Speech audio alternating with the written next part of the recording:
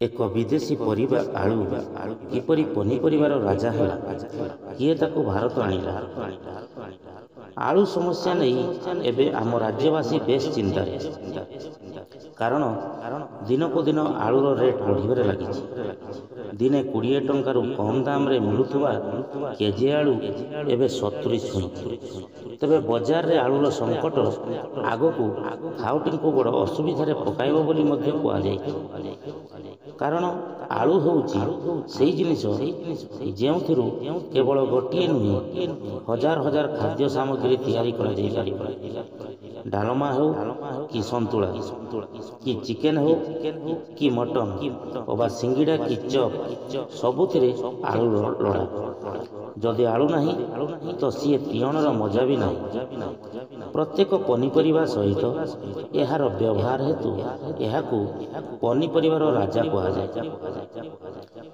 ଘରେ କିଛି ପରିବା ଥାଉ କି ନଥାଉ, ଆଳୁ ଥିଲେ ଗୋଟିଏ ପରିବାର ବଞ୍ଚି ଯାଇପାରିବ। ତେବେ ଆପଣ ଜାଣନ୍ତି, ସବୁ ଭାରତୀୟଙ୍କ ପାଇଁ ଏକ ନିର୍ଭରଯୋଗ୍ୟ ଖାଦ୍ୟ ପାଲଟିଥିବା ଆଳୁ ଭାରତରେ ଜନ୍ମ ହୋଇନଥିଲା। ଅର୍ଥାତ୍ ଆଳୁ ଆମର ଦେଶୀ ପରିବା ନୁହେଁ, ଏହା ଏକ ବିଦେଶୀ ପରିବା। କିନ୍ତୁ ଆମ ଭାରତୀୟଙ୍କର ଏହା ପ୍ରିୟ ଖାଦ୍ୟ। ଆଳୁକୁ ବିଦେଶୀ ପରିବା ଜାଣିବା ପରେ ଆପଣ ଭାବୁଥିବେ ନା, ଏହା କେମିତି? କାରଣ ଆଳୁ ଆମ ଭାରତୀୟଙ୍କର ପ୍ରିୟ।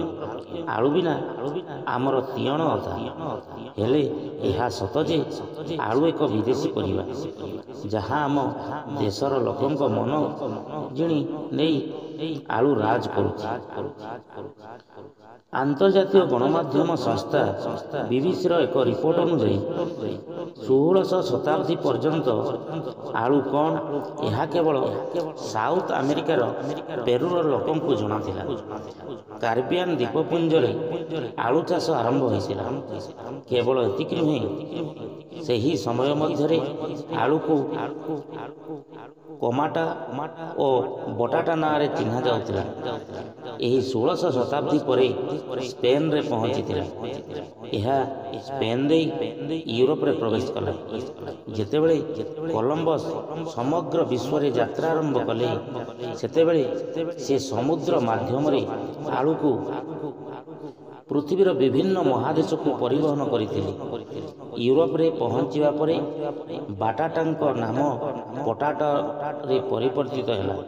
ତେବେ ଏସବୁ ମଧ୍ୟରେ କିନ୍ତୁ ବିଶ୍ୱରେ ଆଳୁ ଚାଷର ପ୍ରାଥମିକ ପ୍ରମାଣ କାନାଡ଼ାରେ ମିଳିଥିଲା। ଏହା ମଧ୍ୟ ବିଶ୍ୱାସ କରାଯାଏ ଯେ ଏହା 1623ରୁ ସେଠାରେ ଚାଷ କରାଯାଏ। ତାପରେ ବ୍ରିଟିଶ ଦ୍ୱୀପପୁଞ୍ଜରୁ ଆଳୁ ପୂର୍ବ ଦିଗକୁ ଗଲା ଏବଂ ଉତ୍ତର ୟୁରୋପରେ ବ୍ୟାପିଗଲା।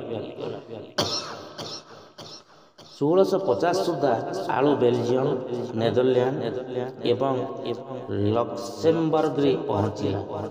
1740 ସୁଦ୍ଧା ଜର୍ମାନୀ, ପ୍ରୁସିଆ ଏବଂ ପୋଲାଣ୍ଡରେ ପହଞ୍ଚିବା ପରେ 1840ରେ ରୁଷରେ ପହଞ୍ଚିଥିଲା।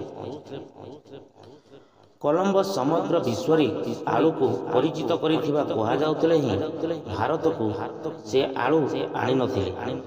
ଭାରତକୁ ପର୍ତ୍ତୁଗାଲ ଓ ଡଚ୍ ମାନେ ଆଳୁ ଆଣିଥିଲେ। ପ୍ରାୟ ଅଷ୍ଟାଦଶ ଶତାବ୍ଦୀରେ ଇଷ୍ଟ ଇଣ୍ଡିଆ କମ୍ପାନୀ ଭାରତରେ ଆଳୁ ଚାଷ ଆରମ୍ଭ କରିବାର ନୀତି ଆପଣେଇଥିଲେ ବୋଲି ଜଣାପଡ଼େ। ଭାରତରେ ଇଷ୍ଟ ଇଣ୍ଡିଆ କମ୍ପାନୀ ଆଳୁ ବ୍ୟବସାୟ ଲାଭଜନକ ହେବା ଦେଖି ପ୍ରାୟ 1800 ମସିହା ବେଳକୁ ଭାରତରେ ଆଳୁ ଚାଷ ଆରମ୍ଭ ହୋଇଥିଲା, ଯାହାଫଳରେ ଭାରତରେ ବହୁଳ ଭାବରେ ଆଳୁ ଚାଷ ଆରମ୍ଭ ହୋଇଯାଇଥିଲା। ଭାରତର ଜନତାମାନେ ବି ଆଳୁକୁ ପସନ୍ଦ କରିବାରେ ଲାଗିଲେ।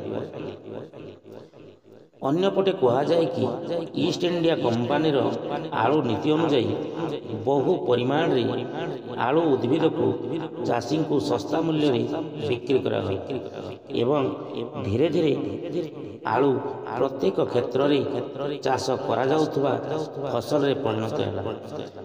ଭାରତରେ ଆଳୁକୁ ପ୍ରୋତ୍ସାହିତ କରିବାର ଶ୍ରେୟ ୱାରେନ୍ ହାଷ୍ଟିଙ୍ଗଙ୍କ ନିକଟକୁ ଯାଇଥାଏ, ଯିଏ 1722 1772 1785 पर्यंत भारतर गवर्नर जनरल थे कारण तांको समय आलू चाष को प्रोत्साहन मिलता जहा फल भारत में आलू चाष बढ़िबार लगिला आउ आज आलू होइछि परिबा मानक मध्य राजा।